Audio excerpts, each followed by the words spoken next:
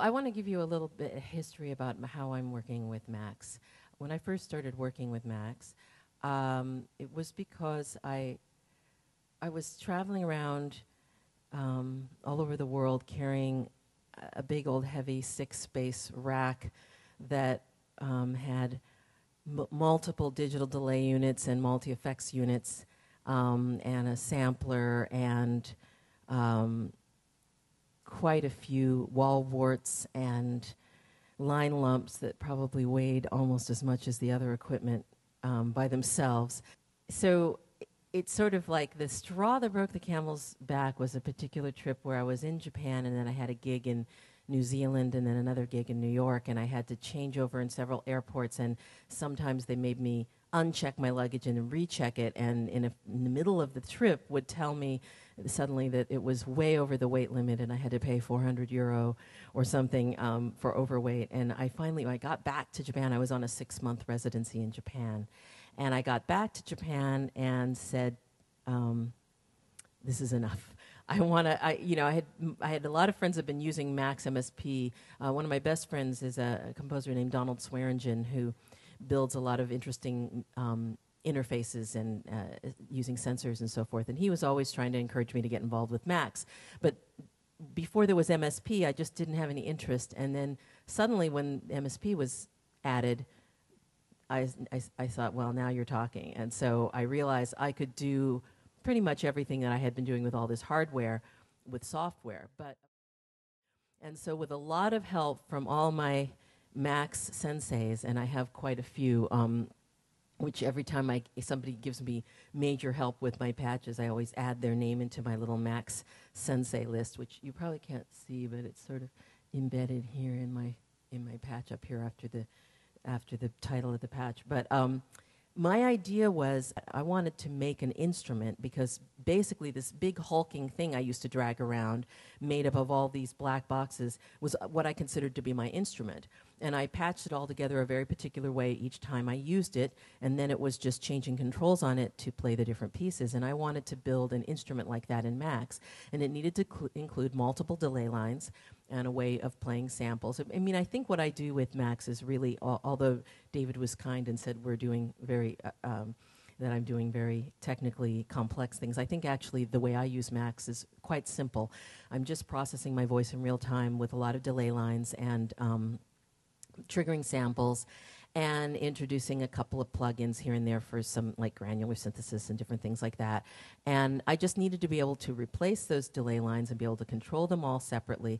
And I kind of wanted to build them the same way the hardware ones are built, so that I had a way of opening a loop, changing the length of the loop, capturing a sound in the loop, and turning my feedback level up or down so that I could, have all those regular, normal digital delay controls.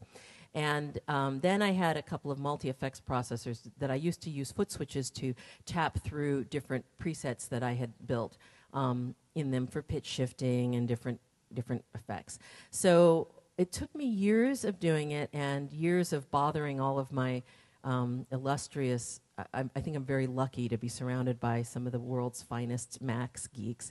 And with a lot of help from them, I built this patch. But I just have to show you one really funny thing is that I started this patch in Japan, and Eric Lyon was on faculty at some school there at the same time that I had my residency. So he sat down with me and gave me some pointers and helped me build my first delay patch, which looked something like this. And so it looked like this. It used to look kind of like this.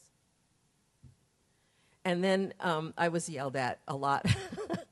And so I started getting into the idea of building patches where I hide all of the messiness and just show the controls. And I thought I was pretty slick having this, which contains all of these silly little dots here that are the presets for my different pieces. So I kept adding more of these little square preset boxes, and then there's all these patch cords going from them to the names of my pieces, and I would click on those. And so my friend Donald Swearingen, who I mentioned before, he just was horrified at my Max patch. And so one day in the not too distant past, he said, okay, I'm going to do something for you. Give me your patches and show me what everything on them does. And then he went away, and when he came back, I had this. And notice how everything is square and kind of lined up, and nothing is sort of like, a quarter of an inch over on the page from another thing. They're all like stacked up, and I looked at this and thought, I can't work with that. That looks just like boxes to me.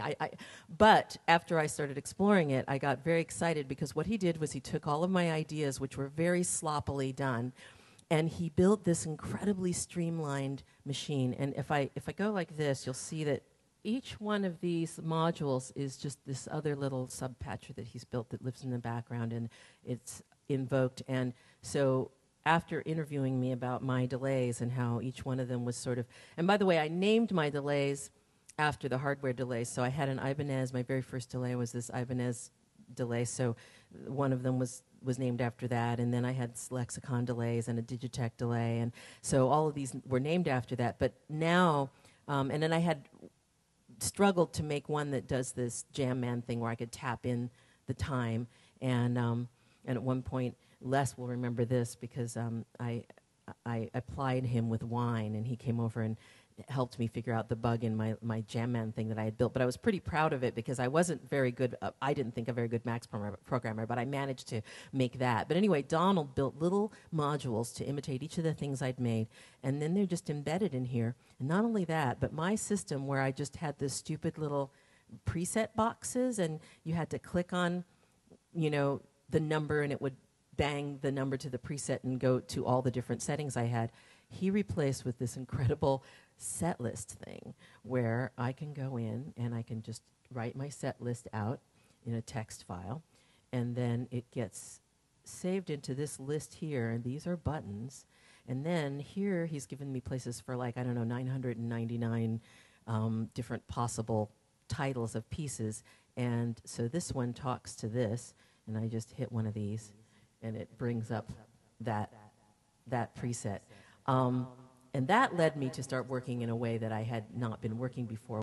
It's very important for me in performance that I'm not buried with my face in the computer. And so, because I'm performing physically and having some kind of a rapport with the audience and with the work, and so I needed things that I can just reach out and feel the state that it's in. What I have now is all these little MIDI things that replace all of that stuff, but I still kept the hardware that feels and behaves exactly like the old hardware I used to have. So it's kind of ironic, but I spent years trying to, convert myself to Max, and I ended up with basically exactly the same instrument I had before I started using Max. But now all of these analog foot switches talk to my Max pad. Some of you probably wondered, in the first piece I was using an instrument called the body synth, which is something I've been using for years. It was created by Ed Severinghaus and Chris Van Walty. I'm only wearing 2 channels of it, but it's electrode sensors that measure the amount of electricity generated by my muscles. So I'm basically being able to trigger samples or change whatever values I want to change by making effort with my muscles.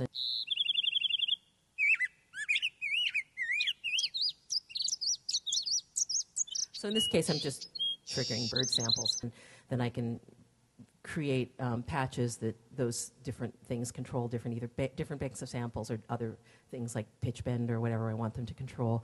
And then I recently started using this little guy, which I love. This is another one of Donald's creations, and it's an ultrasound controller, and I like it because, well, for one thing, I don't have to be wearing all this stuff to use it, and it's really small and light and simple. It's just very simple.